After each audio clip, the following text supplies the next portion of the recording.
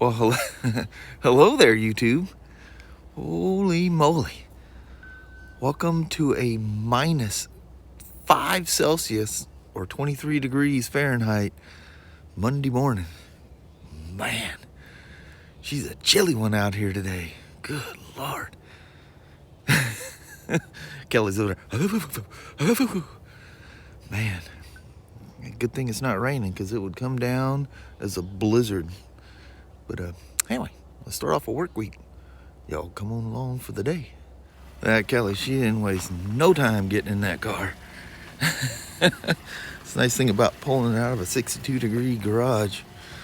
She's nice and warm. You didn't waste any time getting in the car this morning. No.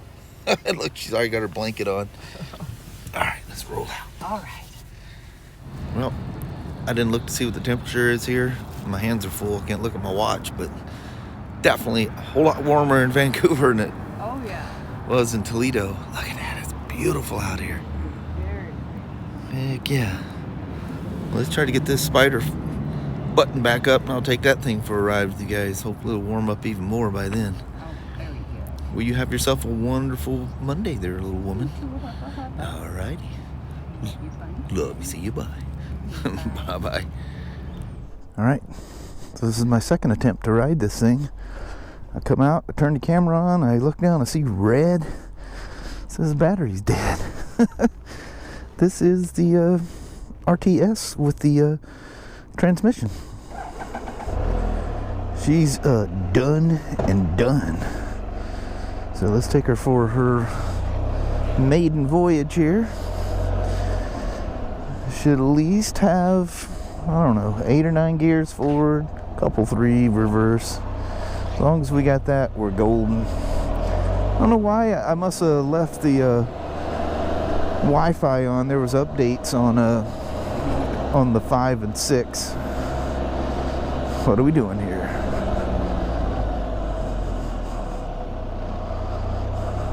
Holy moly.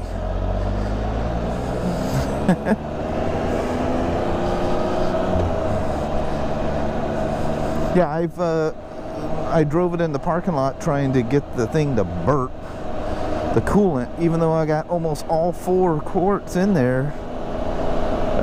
Fans come on, I go, whoops, that's a little too soon. Stick my hands down there, it's just blowing, you know, it's reverse logic. When it's sitting there, it's blowing cold air out the front. And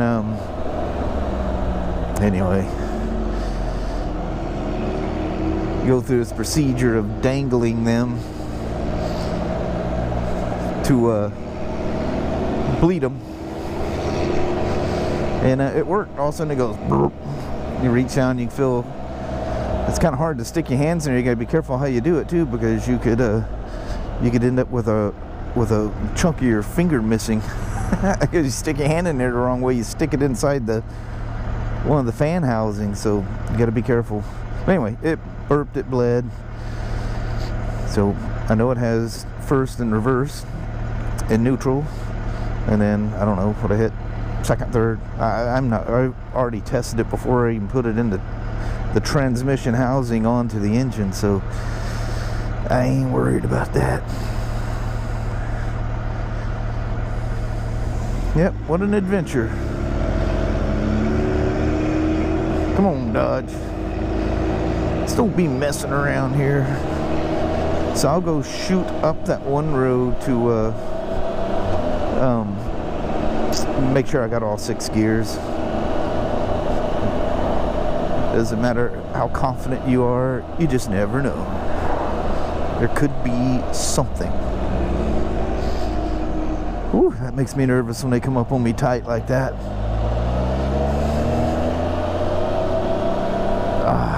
Good old 1330 RT.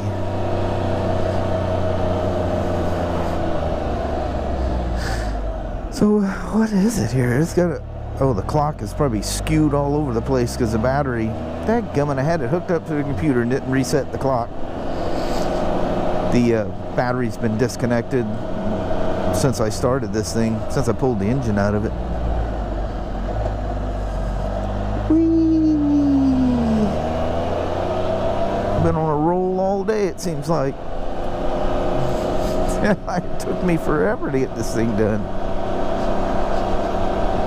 But I'm terrible about being very slow and methodical to a fault, actually. Then one of the last things I was doing there Friday, and I realized it was at the end of the day, and I tried to spin it, and the thing, I had to reach in there in a way to hold. It's the clamp around that where the headers come out. You don't have to take the headers out off what I did, but the head pipe where it clicks to it, it's kind of like almost like a bearing clamp.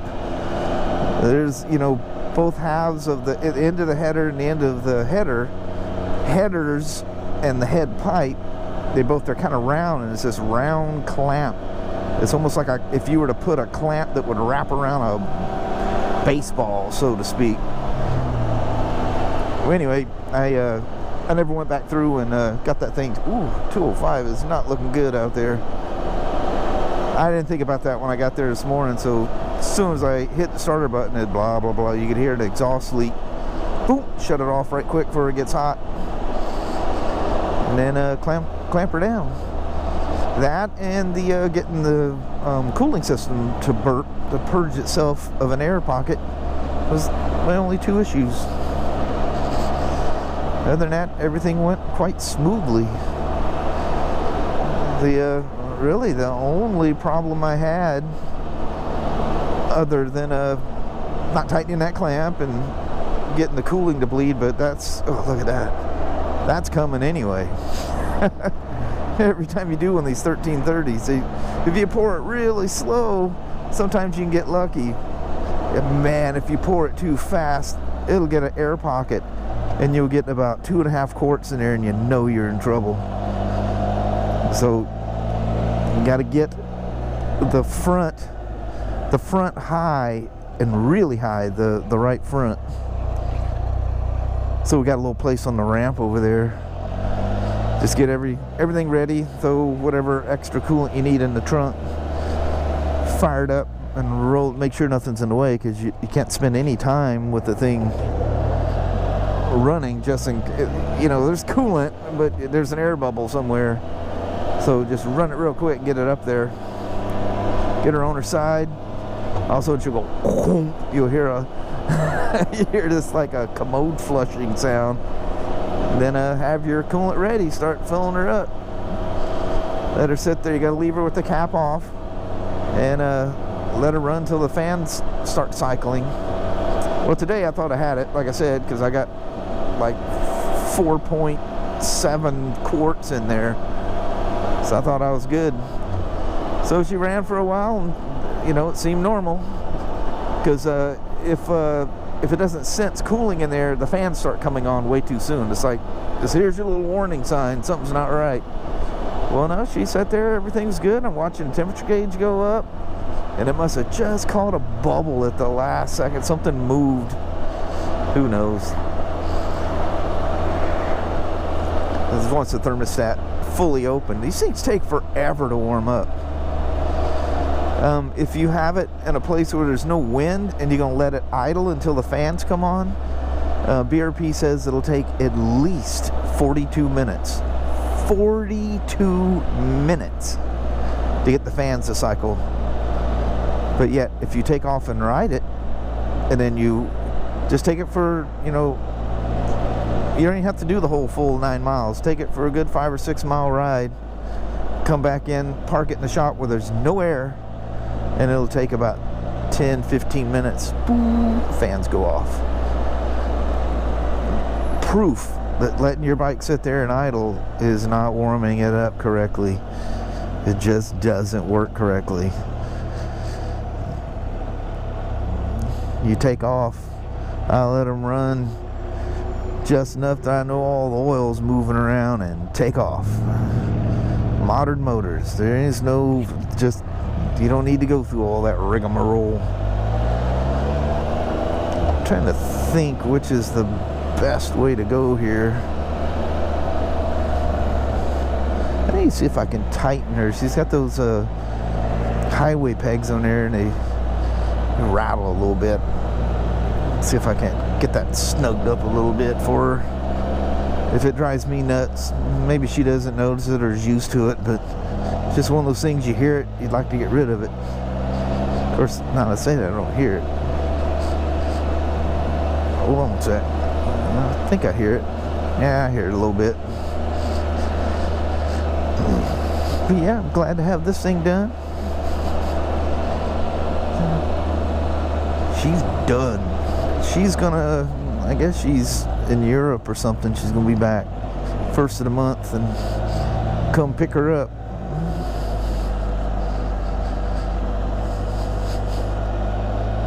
I just, you know, I love those F3s, but to me, the RT, I know they're not as sporty and spunky feeling, you know, because you can transfer a lot of weight into the pegs on an F3, and the you know, 10 extra teeth or whatever you want to call them, gears, cogs, or whatever for a belt, make the gearing a little sportier as well. But still, to me, RT is king. I can't wait till them 2020 show up. Oh, you know, Matt and Bruce, father and son with a red F3. Now he has a brand new F3 Limited. Well, his dad needs that shaft replaced because the sprocket wearing loose on there.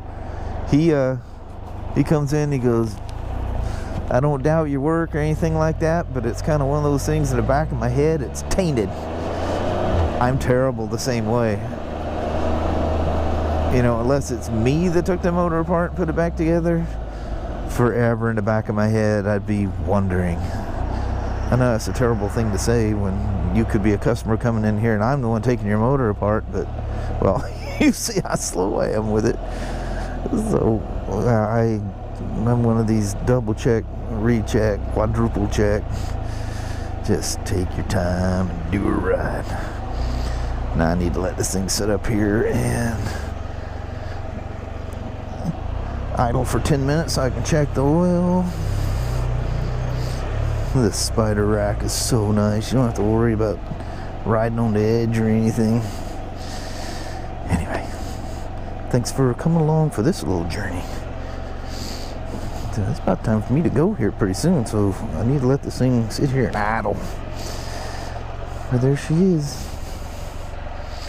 All happy. I need to give her a good wipe down because I'm sure I got handprints all over this thing. Cool. Alright. It's getting that dreaded time of the year to start talking about where the sun's at. But after 2 a.m. Sunday morning, it ain't gonna matter no more because she's gonna be down when I get off. It's just gonna be over. Oh, geez, scared me. I forgot I had to park up front. Thought my truck was gone.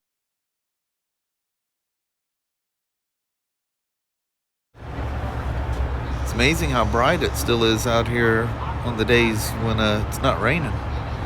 Sunset is 6:03 tonight, so sunset has already happened. But we got the old lights we gotta deal with for the next few months. I'll drive you guys nuts. Look how bright it is. Before long, the lights won't be on anymore. God, it's 44 out here. It's cooling off quick. Man, there are some beautiful skies out there right now. Of course, it's hard to... I don't know how well that's coming across, but it's pretty. Well, hello there, YouTube. And back to these crazy... in the truck, in the dark. You can see a little twilight shining through the windows back there, but it's just gonna be dark now. I gotta worry about my hat putting a shade on. Hey, that actually kind of glows up. That might not be a bad idea. That works good. But anyway, it was a beautiful day, all day today. It was quite cold this morning. Dang, yeah, 23 degrees, cold. That's hard. Man. Yeah, that was really cold. That's cold. And it's 38 now, so I don't know if it's, I think tonight's supposed to be the coldest night. Yeah, I think it's... I don't remember what it's supposed to be, but... We'll tell you in the morning what it got to. We'll tell you bright and early in the morning. It was only this many degrees. Yeah. Anyway, we did a quick little stop. Got some frozables. Dogs are freaking out. And it's, oh, good Lord, it's 7 o'clock. So, yeah. I think we're just going to roll on out and not drag. I really didn't have much to talk about. I think I said everything I needed to say throughout the day. There you go. Didn't talk myself out. And then her and I just chatterbox all the way home, you know. Yeah. But anyway, I think we're just going to roll out on you and bid you adieu. Alrighty, well, thank you guys so much for watching. We really do appreciate it. We will talk to you tomorrow. Same smoke time, same smoke channel. Don't forget to give her a thumbs up. And you guys have a wonderful Tuesday or Wednesday. Heck yeah. Woman, you just talked so quiet, I don't know if they're even going to hear you. That was really quiet. Was that quiet? Yeah. It sounded like I was talking loud. Maybe your ears are stopped up or something. Yeah, You get maybe. that echo going in there. Yeah. It's like when I wear earplugs and try to motovlog. You come back and like, what's he saying? What was I even talking about? I can't even hear myself. I can't even do a little cover over. Yeah, because like you get the echo inside your head, so you just naturally Go tone quieter. Yeah. But anyway, we'll see you guys bright and early in the morning. Yes. You guys have a good night. Yeah. Thanks for watching. Yeah. We'll see you guys in the morning. Bye. Bye-bye now.